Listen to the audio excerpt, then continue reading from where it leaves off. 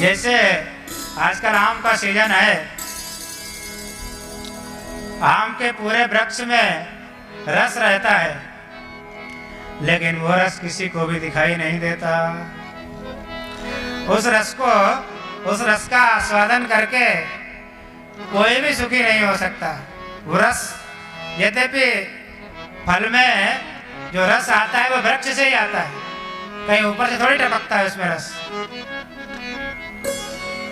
लेकिन फिर भी जब तक वो पेड़ में रहता है उसका कोई आस्वादन करके आनंदित नहीं हो सकता। वो किसी के इंद्रिय गोचर भी नहीं होता, किसी की इंद्रियों का विषय नहीं बन सकता।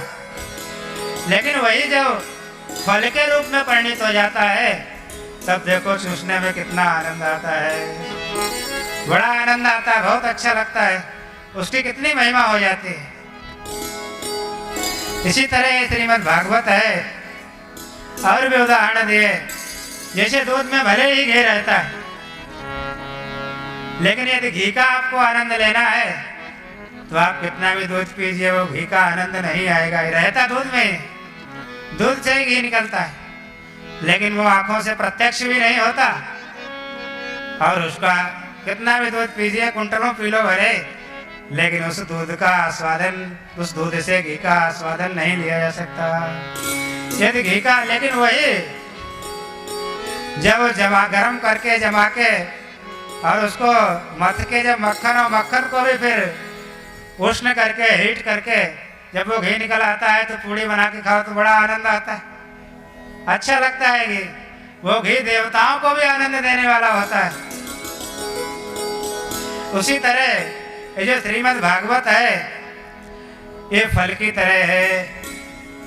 यद्यपि और जो घी है, ये जो श्रीमद् भागवत है ये दूध की तरह नहीं है। दूसरे शास्त्र जो हैं वो सब दूध की तरह है, वृक्षों की तरह है, लेकिन ये जो श्रीमद् भागवत है ये उनका भी फल है, ये घी की तरह है, इसीलिए ये उनसे भिन्न है।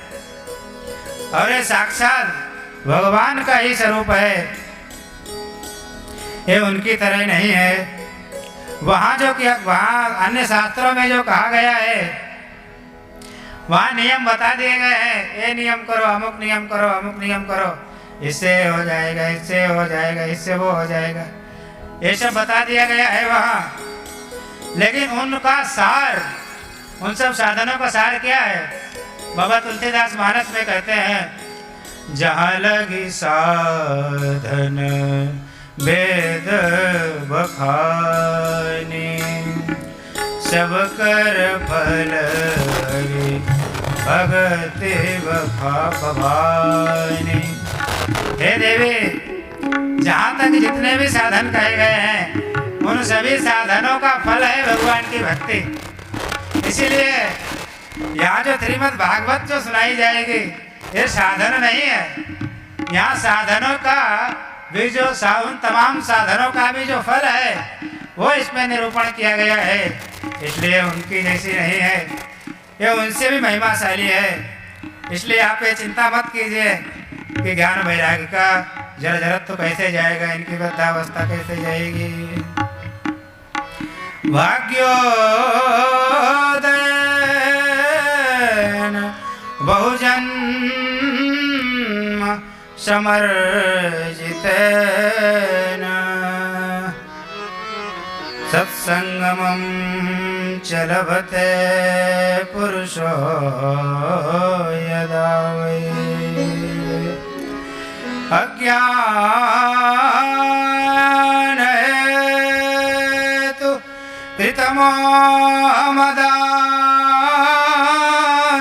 कृतमोहमदान्धकार, नाशं विधाय हितदोदयते विवेका।